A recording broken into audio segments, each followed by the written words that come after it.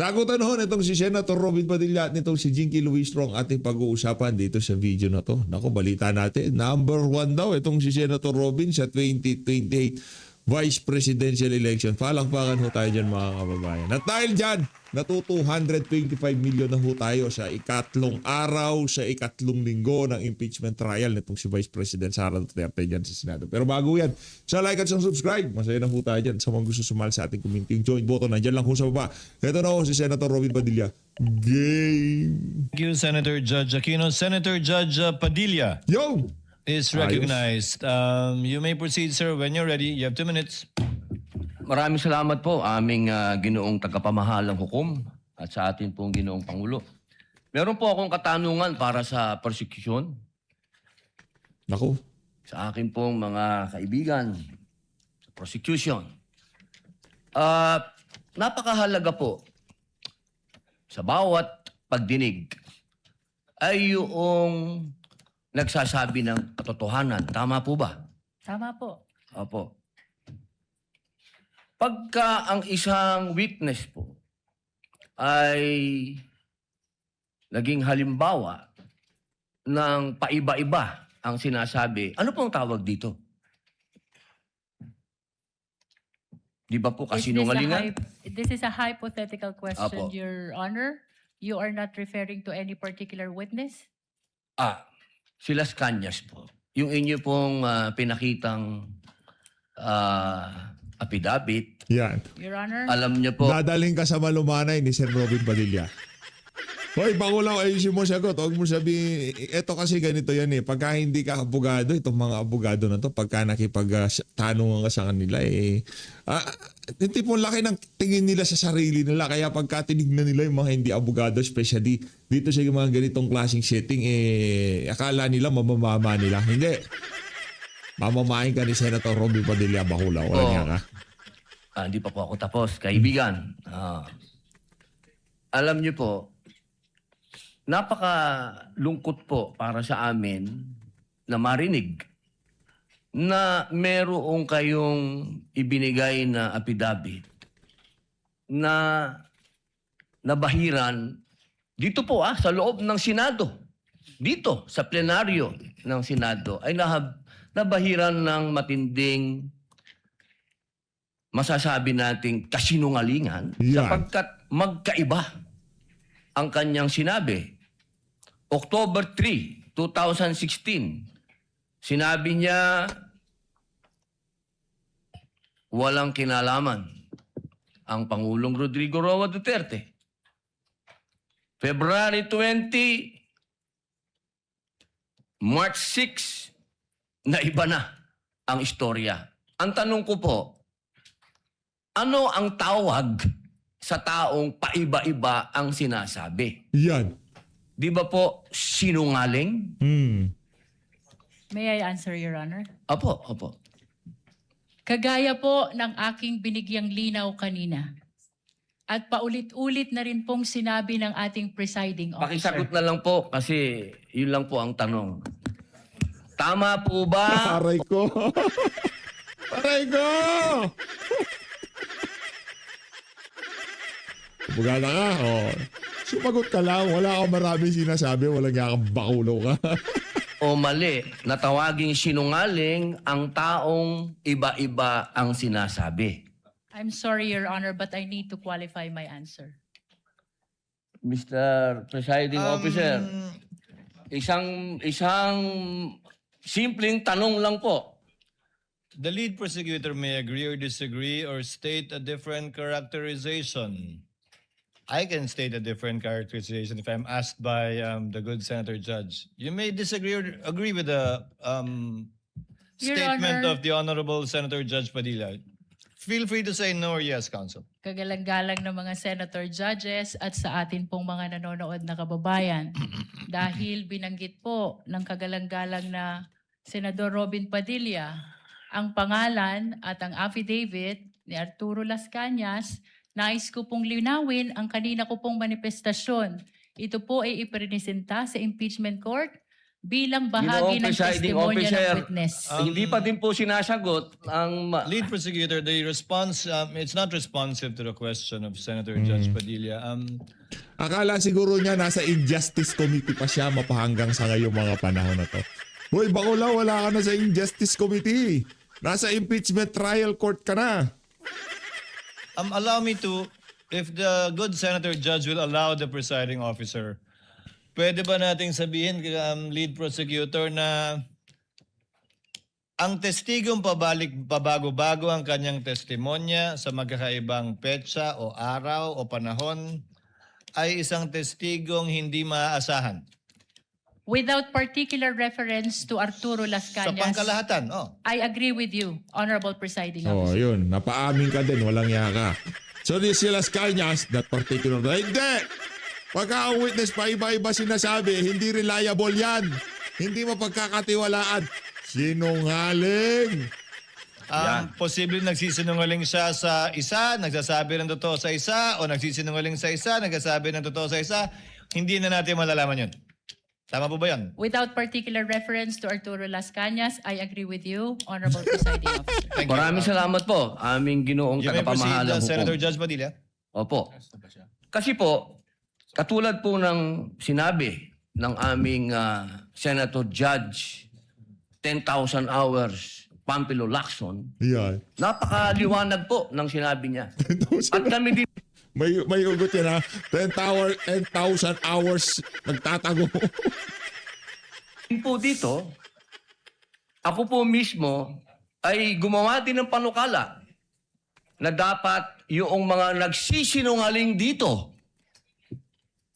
yung mga paiba-iba ng testimony na nagiging aming mga witness, ay dagdagan dapat ang sintensya ng perjury. Kailangan amendahan ang batas na yan. Ngayon, bilang pakiusap po sa inyo, sa prosecution, pwede po ba na sana ay maiwasan natin ang pagbibigay ng witness na may kasong perjury? Hindi na po ito si Las Cañas. Ang sinasabi ko po ay yung dalawang mahal nating witness, si Attorney Jeremy Lotok at si NBI Agent Talilong, na sa mga oras na ito ay may kasong hinaharap na perjury. Pwede po bang iwasan natin na may mga ganito tayong witness para ang nasasakdal po kasi dito ay ibinoto ng 32 million na tao. Yan. Sana po, aming mga mahal na kaibigan sa prosecution, ay isipin nating mabuti bago po tayo magbigay ng mga witness na may perjury na kaso o nagkaroon po kami ng dahilan na gumawa ng amenda na itong perjury ay amendahan. Pwede po ba yon? Your Honor, with all due respect, I would like to take exception to the question and manifestation of the Honorable Senator Judge. Bakit? Marami pa bang mga testigo kayo ang kinakarap na kasong pagsisinungaling? Ito talaga si Bakulaw. Oo. Yan na. Ngayon pa lang maghanap na kayo ng mga bagong witness nyo kung yung mga witness na ilalatag nyo dyan ay mga sinungaling din kagaya ng dalawang nauna, tatlong nauna, pambihira. Hanap kayo ng mga bagong witness. Padilla.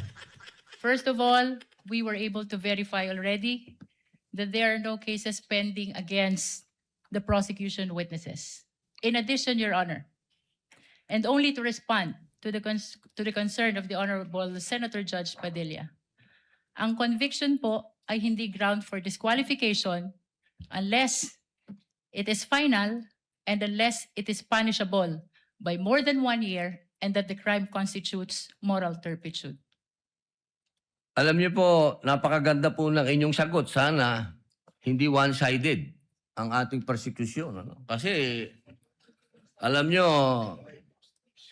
pag kayo ang pagpabor sa inyo, alam niyo, bawal po ang ginagawa. Kindly maintain Presiding order Officer, within the bawal po court. ang ginagawa nitong nasa harap natin, nagkukomento. Kindly maintain order in the court. The Sergeant at Arms, by authority of the Senate President, is directed to kindly maintain. Tahimik, tahimik. Anong comment kayo dyan? Di pwede yan. Hindi order po in the sila allowed. Mag-ingay.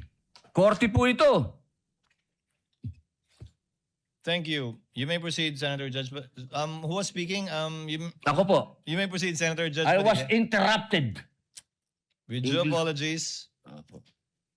So, ibig niyo pong sabihin, yung mga senator judges dito ngayon na humaharap sa kaso na hindi po pinapayagan ng ombudsman at hindi pa rin sila guilty, ano pong ibig niyo sabihin?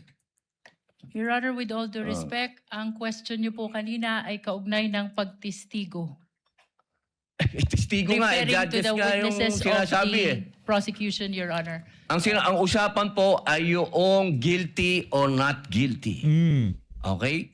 So, tatanong na po ako ng bago. Pwede po ba? May I be clarified, Your Honor, on your last question about the senator you said are facing cases? Lead counsel, I think that was more Alam of niyo a- po, malinaw na po yung sinabi ko and wala po kayong karapatan magtanong Hindi, sa Senator Judge. diliwanagin ko nga po. I think, Pagka perjury, pagka testigo nila, kahit na meron kinakaharap na perjury, okay lang, hiharap sila dyan sa Senado. Diba? Hindi pa naman final, wala pa namang conviction. Pero pagka senador, anak ng toko, hindi sila pwede magpunta. Nakuha niyo ba yung gustong puntahan ni Senator Robin Padilla? Nagtatanga-tangahan itong si Bacolao dahil na-corner siya. Senator Judge Padilla was making a manifestation and not posing a question to the lead prosecutor in relation to our two colleagues. You may proceed, Senator Judge Padilla. Maraming salamat po, Ginoong tagapamahalang hukom. Pwede na po ba tayong mag-advance ng katanungan? Yes, Your Honor. Apo. Yung pong sinasabi ninyo, bakit nyo po nababanggit ang ICC dito? Ano po ang kinalaman ng ICC dito sa ating pagdinig? With all due respect, Honorable Senator Judge Robin Padilla, kagaya po ng nabanggit ko na, at marahil Parang mini trial lang yan. Sumusobra sa laway. Ito si Ang hirap, no? Hindi mo. Igigisa ka sa sarili mong patpiga. Pambira, lahat ng argumento mo. Sinagot nitong si Senator Robin Padilla. Pagdating sa mga merong perjuring kinakaharap, okay naman pala dahil walang ano yan, di pa naman final, di pa naman nasintensyahan, di ba? Di pa naman nahatulan. O paano yung mga senador natin? Hindi pa rin naman pinainahatulan pero hindi sila pwedeng humarap dyan. Kumukontra kayo pagka naririnig nyo yung ideya na dumalo sila dyan. O dito na naman sa argumento na, naku, palakpakan natin ang ating Vice President, Senator Robin Padilla. panglima ng banggit ng presiding officer. Nabanggit po ang ICC, kaugnay ng affidavit ni Las Cañas, na ipirinisinta po ng prosecution bilang bahagi lamang ng testimonya ng witness at bilang bahagi ng naging investigasyon ng Special Task Force ng NBI. Maraming salamat po. Senator Judge Padilla will please wind up. You can Opo. avail of a second round if you wish. Opo. Maraming salamat po. So, ibig pong sabihin, malinaw na kanina sinabi natin na What is the hindi pleasure siya... of, with the permission of Senator Judge and indulgence of Senator Judge Padilla, what is the pleasure of Senator Judge Rafi Tulfo? Walang mic. Kay Senator Padilla. Bakit pag sa kabila pinapayagan sila 5-10 minutes, bakit pag sa amin, sa majority, kinakat agad ni remind pagdating ng 2 minutes? I think nakakalata na kami. So dapat pag sinabing 2 minutes, 2 minutes. Pag sa amin sa majority, pag 2 minutes, pinipindot nito. 2-3 beses. Totoo yan. Pero pag sa minority, Meron naman kasing point yung sinasabi Ikaw, kabalbala lang naman sinasabi mo. Kaya kahit pindutin yan, okay lang. umabot na ng 5 minutes, 10 minutes. At meron akong record yan. Pinapayagan. Why? Why? Kasi nga wala sa hulog yung mga sinasabi mo. Pang Rapi Tulfo in action lang, yung tipong pang programa mo lang sa radyo at YouTube. Comments of Senator Judge Rafi Tulfo is recognized. However, the chair would like to point out that in the impeachment court, there is no majority nor minority. We are all Aray ko. senator judges. And Senator Lacson earlier requested also an additional time to finish his point, which the chair allowed. That's why the chair reminded Senator Judge Padilla to wind up because Hindi. his time already lapsed. Kaya nga, Mr. Presiding Officer, I'm sorry, I do have Oh, yan. Yung mga ano naman, yung mga pasiga-sigang. I'm sorry. a lot of Pambihira. respect in you. Yung sa akin lang, kahit na sino senador, kapag dating na ng 2 minutes, pinipindutan ng bell eh. Ako ilang beses na ako nang pindutan ng bell. Nakakairita eh. Samantalang yung iba, hindi pinipindot. puro kabalbalan lang kasi sinasabi mo, kaya dapat talaga, pag ikaw na nagsasalita, pinipindot yung bell. ng bell, umabot pa ng 5 minutes. Oh. I'm not referring to anybody here now. Si Senator Robin nagsasalita, kalmahan mo lang. Hindi ka magpipresidente, huwag ka mag-alala. Yun lang yun eh. Kaya nga kuminsan, binubulungan ko na nandiyan eh. Oy, pindutin mo na yung bell. Para naman makapagsalita yung iba. Yun lang po. Wala na akong tinutukoy dito. Dapat maging fair tayo yung sa nagpipindot ng bell. Pag sinabing 2 minutes regardless kahit na sinong senador yan. Thank you. The Eh, clerk, magba-vice president si Senator Robin Padilla eh. Binibigyan lang ng konting liwi kasi vice president yan eh. of court is instructed to kindly relate to the Bell. bell ringer. Aray ka! Iyakan si Tulfo. To kindly be Oh. consistent in To kindly ring the bell. doing Bell ringing. the reminder, polite reminder to the senator judges with respect to the time allotted. Sir Presiding Senator Officer. Judge Yes. Cayetano Alan. No, I take the comments of Senator Tulfo in order. I respect your opinion, but just to put on record, as you said, Senator Lacson a while ago asked for more time, binigay. Walang bell yon. Yesterday, 2 bell sa akin. 2 o 3? I don't wanna Dalawa give- lang ang bilang ko. 2 lang bilang mo. And maybe the solution is that after the first, isang bell na lang, pero kasi from the start of the impeachment trial, we asked the presiding officer at sabi mo nga, liberality, because then if not, if we can't ask questions, baka magkaroon ng motion or mas lalong tatagal. Maybe you've been doing it naman, but yun nga, yung just ask to wrap up. But konting, we all want to get back to work. There's so much that we want to do. At least, wala ngang majority-minority, but at least wala ngang threat ng kaso sa majority. Kami magsalita dito, parang may sword sa aming nakatutok. So, konting pagbibigay din sa amin ng konting liberality din sa pagtatanong. Yes. But in accordance with the rules, tama naman po yung sinabi ni Senator Tulfo. The presiding officer shall take in advisement the points raised by Senator Judge Rafi Tulfo as well as the point raised by Senator Judge Allen. And in that spirit, kindly wind up, Senator Opo. Judge Padilla. Ginoong tagapamahalang hukom, nais ko lamang pong sagutin ang ating kaibigan na si Senator Rafi Tulfo. Sandali lang po. Kaibigan, mas mahaba kasi yung sagot ng ating prosecution. Ako po ay nagtatanong lamang ng oo ba o hindi. Opo. Pasensya na po. Opo. Kindly wind up, Senator Judge Padilla, but you're gonna Opo. bail of the Maraming second round salamat if there po. is one. Tatalon na po ako. Dito na po ako sa aking kaibigan. Huwag Maraming kang tatalon si Robin, tumakbo ka. Huwag kang tatalon, takbo ka, takbo, okay? salamat po, kaibigan. Opo. Sa akin pong kaibigan, kay Attorney Matibag, mahal na saksi. Mabilis lang po ito. Ako po ay napunta sa PDP Laban dahil po sa inyo. Tama po. Opo. Kayo po ang kumimbinsi sa akin. Tama po. Campaign manager nyo pa po. Opo. At masasabi po natin na isa kayo sa nagpa-number 1 po sa akin. Tama po. Sa lugar po namin, number 1 po kayo. Opo. Attorney Matibag, sumama po ako sa inyo dahil alam ko na isa po kayo sa arkitekto ng pagkapanalo ni President Rodrigo Roa Duterte. Tama po ba? Hindi po. Sapagkat noong 2016, ako po ay ang campaign manager ng Region 4A ni Secretary Mar Rojas po. Mar Rojas pala to. Now you know. So hindi po kayo connected nung panahon na yon kay Pangulong Rodrigo Roa Duterte? Hindi po. Opo. Kung kayo po ay nagtatrabaho sa mga iba't ibang politiko, kayo po ba ay matatawag na political analyst o political ano pang tawag po doon? Yung mga nagsasagawa, nagpapatakbo ng politika ng bawat politiko? Well, maaari pong matawag na tayo ay tumutulong sa ating pinaniniwalaan na kung sino po ang dapat manungkulan sa ating bayan. Opo. Ibig pong sabihin, pwede po kayong gumawa ng isang kandidato at manalo. Makatulong lang po. Sapagkat ang paniwala ko po, hindi naman po isang tao, lalo na ako, ang magpapanalo ng isang kandidato. Opo.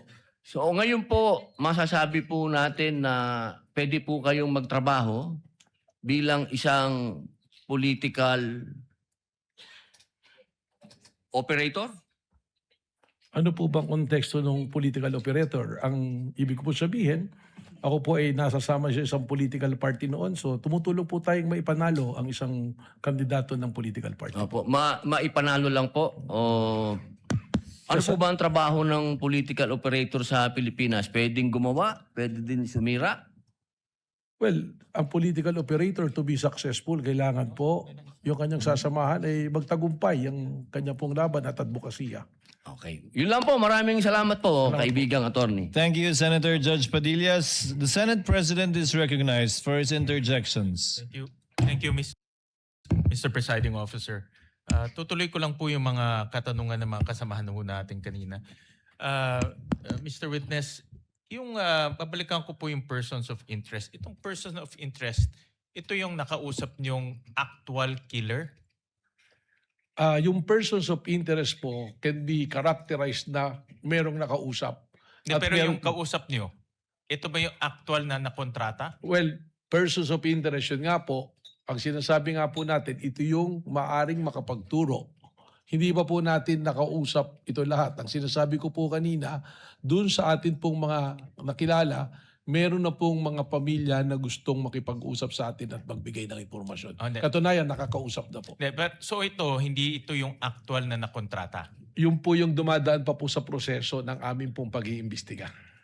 Gusto ko lang by process of elimination. Yung nakausap niyo is hindi pa actual na nakontrata? Hindi pa po natin masiguro doon po sa natitirang numero kung ang isa doon ay siya talaga ang actual na nakontrata or grupo po. Yung ibang, nasabi niyo may iba rin ba kayong nakakausap pa? Tama po. Yung iba naman ay makakapagturo kung sino yung nakontrata. Tama po, Your Honor. Tama.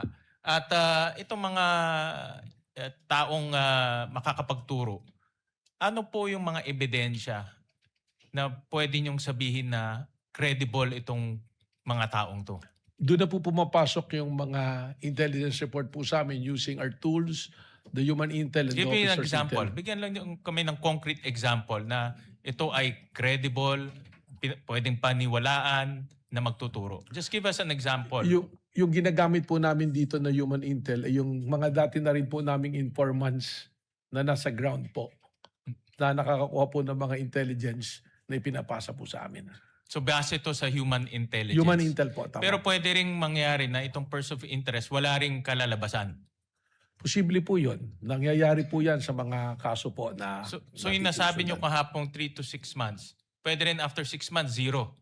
Walang kalalabasan. That is a possibility. Pero gaya nga ng sabi ko, because we were able to narrow down the numbers at meron pong strong indication right now, kasama na nga po yung hangarin ng mga pamilya nitong mga taong nakausap na tinitingnan natin, eh dito po namin ibinabase na mukhang lalabas po ang positibong resulta po. So in other words, yung probability, mataas. Mataas po.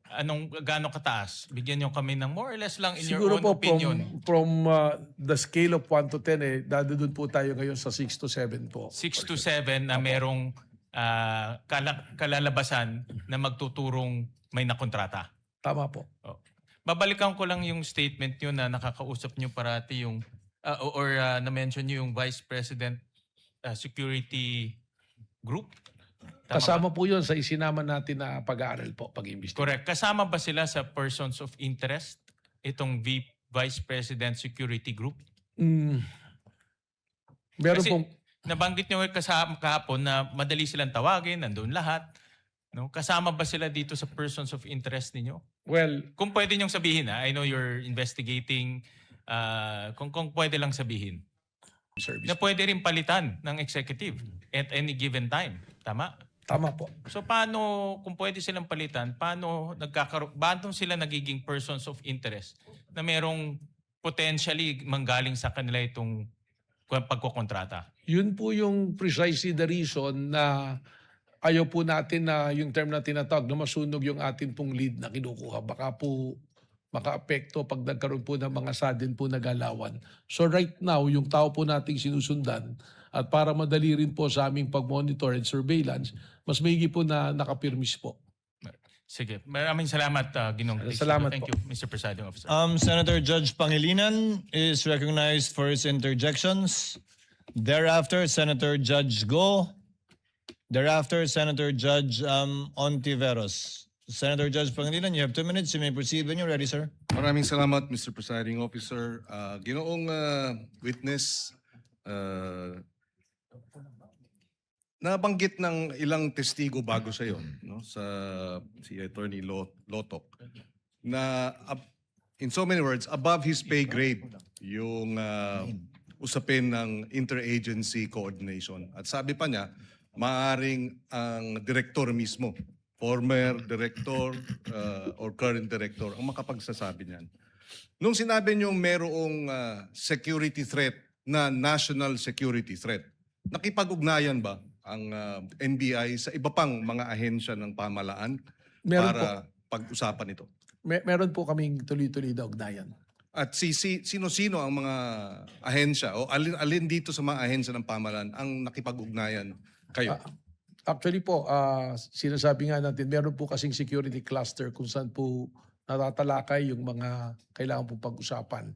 So sa ngayon po, through the Office of the Executive Secretary, meron po ako mga pakikipag-usap dun po sa military units din po natin. If you will not mind, I will not mention the exact military unit po. So there have been interagency coordination Yes. to assess and to address itong kinukonsidera ninyong national security threat. Totoo po yan. Yes po. Okay. Doon sa usapin ng pag-iimbestiga ninyo naman, nasabi ninyong may narinig kayong mga banta, napanood ninyo. Meron ba kayong na-monitor na nagbanta naman ang ating Pangulo bilang pag-retaliate doon sa nasabing banta ni ni Vice President? Ibig sabihin po, banta ng Pangulo sa Vice Presidente? Yes, meron ba kayong na-monitor? Wala po. Kung meron man, hypothetically, tama ba yun? Well, kailangan pong imbestigahan din kung meron pong ganung banta. In other words, would you consider in a hypothetical situation revenge as justified if there is a threat to the president? He decides, he likewise publicly threatens whoever, not necessarily the vice president, whoever. Palagi ko po hindi tama sapagkat hindi naman po ito isang justifying o exempting na circumstance pagka nangyari po yung pagbabanta. Lalong-lalo na po kung mataas na opisyal, hindi po pwedeng maging batayan ang kanyang paghihiganti para magbanta po. So ang paghihiganti, self-defense ba yun? Hindi po. Hindi. In other words, hindi legal ang paghihiganti sa usapin ng kung ikaw ay tinakot o ikaw may banta laban sa'yo. Hindi po. Or kung ikaw ay, when is it allowed? When is self-defense a valid, how do you call it, assertion to allow for non-liability for a crime? Kailan? Nakabalangkas po yan sa revised penal code. Kaya lang, hindi ko po kabisado. Pero kung meron po talagang yung talaga actual na ang isa pong malinaw ay nangyayari na at kailangan mo iligtas ang buhay, karangalan at property po ng ibang tao at lalong-lalo ng mga kamag-anak mo or kaibigan, doon po pumapasok yung self-defense na valid. May mga ano po siya, elemento po. So just to wrap up, so ang banta ng Pangulo, hypothetically, ay hindi tama. Hindi po tama. Yan po ay magbabiolate kung hindi man po sa batas na umiiral na kodigo penal, doon po sa konstitusyon bilang isang pangulo ka, meron ka pong katungkulan na igalang ang batas, igalang ang konstitusyon at maging parehas po sa ibang tao po. Okay. Maraming salamat. Thank you, Mr. Thank you, Senator Judge Pangilinan, for the information of Senator Judge Lapid. And those who might be interested, the name of the bell ringer is Anika. For easy reference, in case there are future reminders or complaints. Who is next? Senator Judge Go is recognized. You may proceed, sir, when you're ready, and you have 2 minutes, sir. Salamat, Mr. Presiding Officer. I just want to put it on record, no, given that the incident with the sheriff in July 2011 was discussed in detail during the cross-examination of the defense earlier. Just find it proper that I shed light on the matter without any bias, given that these are matters of fact and based on personal knowledge. Since nabanggit po at ipinakita po kahapon, huwag mo nang pumatak yung oras, hindi pa naman tanong yun. Kasama na, sir? Since nabanggit at ipinakita po kahapon ng insidente noong July 2011 involving the Vice President, then Mayor Sara Duterte, and a sheriff, I would like to examine the relevance and context of this incident in determining the pattern of behavior of the Vice President. May I ask the NBI Director, would you agree that determining the context of actions of individuals is important to have a fair and impartial investigations? Yun po yung kasama doon, yung historical behavior to establish a pattern of violence. Okay. Are you aware na may alam niyo ba yung konteksto at dahilan kung bakit nagawa ni then Mayor Sara Duterte yon? And are you aware na may demolition noong panahong yon involving 217 families who were facing eviction? Tama po, ang pagkakaalam ko po, si Sheriff Abe ay dala-dala ang isang legal and valid order of demolition at gusto niyang ipatupad po yung demolition bilang pagganap po sa kanyang tungkulin po. A simple search online would provide further details. No? Nagalit po si then Mayor Sara noon dahil nakiusap siya sa sheriff na kung pwede bang i-postpone ng ilang oras at i-delay mo ng eviction ng 217 na families. At naalala ko noon na meron pong pulisiya si former Mayor Rodrigo Duterte na ayaw niya pong magpaalis ng mga informal settlers pag walang malapitan. Walang malipatan po yung mga illegal settlers. Kawawa naman po itong mga to na minadali silang paalisin. Is it correct that Davao City was then, sabi ko nga kanina, no? It was correct that Davao City was then dealing with the aftermath of a flash flood. At that then Mayor Sara Duterte had come from attending to affected residents before proceed. Alam niyo ba ito? Well, I was informed po kanina nung sinasabi yan. Alam niyo bang 31 po yung namatay noong panahon yon? Yun po, nalaman ko po kanina. Actually, nandun po ako nung nangyari po yung insidente. At after 2 days, bumisita rin po yung si former Vice President Jojo Binay. Kasama niya yung anak niya na si Senator Nancy Binay. Mismo, witness po ako doon na talagang hirap ng sitwasyon. June 29 po yung nangyari na madaling araw, yung flash floods. At marami pong namatay, no? 28 to 31. At after a day, July 1, may schedule po yung sheriff na palisin yung mga informal settlers na wala pang malilipatan. Ang maalala ko lang po na nakiusap si then Mayor Sara na kung pwedeng ipagpaliban muna ng ilang oras o araw yung demolish po sa mga illegal or informal settlers na walang malilipatan. Actually, sa totoo lamang po, Since we are here for the search for the truth and justice, I believe it is incumbent upon me to put on record my recollection of what happened. Yun po yung maalala ko. Sabi ko nga na may pulisiya po yung syudad noon na kung walang malilipatan yung mga informal settlers ay huwag munang paalisin. Kawawa po yung mga kababayan nating mahirap na wala pong malilipatan. Yun po ang konteksto ng nangyari. We are not justifying violence, but we are highlighting that context is important to have a fair assessment of the incident. Magkakaiba naman po yung nangyari nung 2011 sa mga pangyayaring iniimbestigahan niyo po dito. In fact, not just this incident, in our search for the truth, importante alamin natin ang dahilan at konteksto ng mga pangyayari upang maging patas, objective at makatarungan ang ating pagsusuri. Yun lamang po. Ubus na yung Thank you. oras ko. Last 2 minutes na po.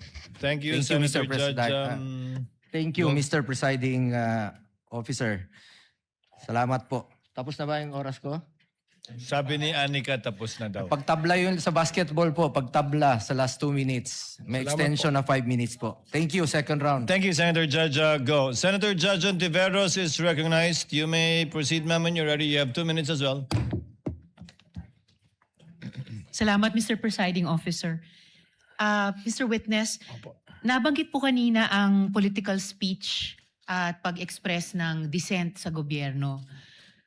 Bilang abogado at public servant, kailan po sa tingin ninyo lumalampas sa kritisismo at nagiging national security concern? Ang isa pong kritisismo ay lumalagpas na sa yung kalayaan magsalita kung meron na po tayong nalalagpasan at nababiolate na batas at lalong-lalo na po kung ito ay maghahantong sa kaguluhan at makukompromiso po ang ating national security. If our national security will be under attack, malaki po itong problema. So kung may kritisismo pero meron din pong potensyal na lumikha ng kaguluhan o gawing insecure ang national security, lumalampas na po sa kritisismo, nagiging concern of national security ayon sa tingin po ninyo. Tama po, binabantayan na po natin yan ng masusi at mas malapit na pagbabantay. Alright, salamat po. Ibang paksa naman po, Mr. Witness, sa lahat po ba ng sitwasyon kung saan nag-iba ang testimonya ng isang witness, masasabi po bang wala ng katotohanan yung pahayag nila? Ang testimonya po na paiba-iba ay dyan po pumapasok yung intervention ng korte na nakikinig kung anong testimonya ang dapat pakinggan. At titingnan po dyan ano ba ang circumstances, bakit may ganong testimonya, bakit nagbago.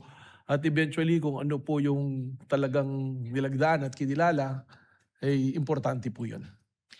Speaking of yung circumstances, meron po bang mga valid reasons o meron po bang mga dahilan kung bakit nag-iiba ang testimonya sa karanasan at obserbasyon nyo? Marami po. Marami pong may pagbabanta sa buhay ng tumitistigo o sa kanyang pamilya o sa kanyang katatayuan. Maaari din po na dahil may konsiderasyon na pinansyal, pwedeng magbagong testimonya. At meron pa po siguro na tinitingnan din kung napasasakripisyo ang kanyang pagkatao, hindi naman yung banta sa buhay niya, kundi sa pagkakakulong or kung ano man, or meron pong taong gusto pong pagbigyan sa kanyang pagtestigo. So bagamat syempre naman po naghihigpit ang korte sa mga usapin ng katotohanan at standards ng katotohanan, ay hindi po masasabi sa lahat ng pagkakataon na wala ng katotohanan ang isang testimonya o yun, na Tama po hindi yan. na totoo ang isang testimonya o bahagi ng isang testimonya. Tama po yan at lalong-lalo na kung may iba pong ebidensya, whether documentary or testimonial evidence din, pwede pong isa-ibangga doon sa testimonyang sinabi para ma-attain po at makita kung kailangang tanggapin o paniwalaan ng testimonyang sinasabi po ng isang tao. At doon po pumapasok yung wisdom ng korte, timbangin ang lahat at subukan pa rin gabayan ang buong proseso na buuin yung buong kwento at totoong kwento mula sa kahit pira-piraso. Tama po yun, yung wisdom and of course guided po by the law, the letters and the spirit of the law po. Of course. Huling tanong na lamang po, Mr. Witness. Sundan ko yung tanong kanina ni Senate President tungkol sa persons of interest. At ang punto po ninyo, tama po ba na pwedeng persons of interest ang kanyang mga security ni Vice President? Wrapping up, Mr. Presiding Officer, ilan po sa pagkakaalam nyo ang security complement ni Vice President? Hindi ko po ako sigurado sa eksaktong numero but what I've seen from the news before it's 750 and it's reduced to 300 plus po. 300 plus ang security complement ni Vice President. Yun po ba ay kinonsidera ng NBI sa pag-characterize ng mga utterances ni VP bilang lampas sa kritisismo at papunta na or ganap na concern sa national security? Ibabalik ko po ron sa ginamit namin po na 5 standards na ginagamit po ng Secret Service ng Amerika in National Threat Assessment, yung po tinatawag na Protective Intelligence Threat Assessment Methodology po. Babalik ko po doon, isa po yan sa tinitingnan. Doon po pumapasok yan sa capacity o kapasidad ng tao po na nagsalita ng pagbabanta. Okay. So yung fact na may higit 300 security complement ay iniugnay nyo dun sa isang standard ng capacity. Tama po. Alright. Salamat po, Mr. Witness. Salamat, Mr. Thank Presiding you, Officer. Senator Judge Ontiveros.